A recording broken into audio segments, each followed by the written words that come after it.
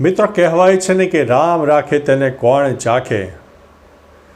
જ્યાં સુધી તમારું આયુષ્ય પૃથ્વી ઉપર નક્કી છે, જેટલું જીવવાના છો તેટલું તમે જીવવાના છો।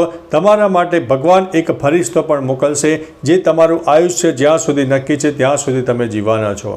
મિત્રો આવો જ એક ફરિશ્તાની વાત છે। આ વાત એક સત્ય ઘટના આધારિત છે। મિત્રો વાત છે વડોદરાની।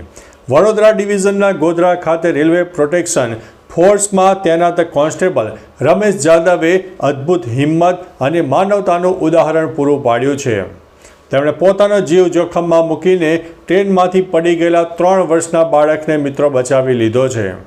હવે વિસ્તારથી વાત કરીએ તો ગત 16 ઓક્ટોબરની આ ઘટના છે। 16 ઓક્ટોબરના રોજ બરૌની બાંદ્રા ટર્મિનસ અવધ એક્સપ્રેસમાં સંતોષ યાદવ તેમની પત્ની અને નાના પુત્ર સાથે મુઝફ્ફરનગરથી વાપી જઈ રહ્યા હતા। ટ્રેન ગોધરા યાર્ડમાં પ્રવેશ કરે તે પહેલાં બાળક તેની માતા સાથે શૌચાલય તરફ આગળ વધતા હતા અને અચાનક દરવાજા નજીકથી તે બાળક લપસી ગયો અને બીજી રેલવે લાઇન હતી તેના ઉપર એ બાળક પડી ગયું। ઘટના જોતા મુસાફરોએ તરત જ જે ટ્રેન હતી તેની ચેન ખેંચી દીધી અને ટ્રેનને થોભાવી દીધી।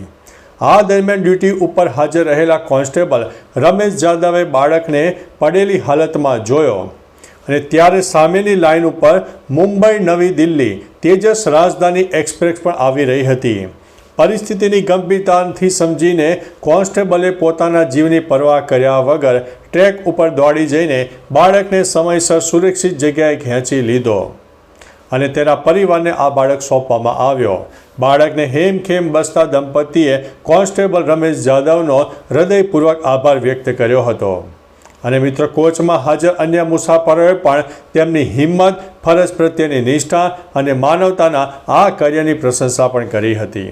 તો ચાલો મિત્રો ફરીથી આવા જ એક લેટેસ્ટ સમાચાર લઈને મળતા રહીશું। ત્યાં સુધી અમને રજા આપશો। નમસ્તે।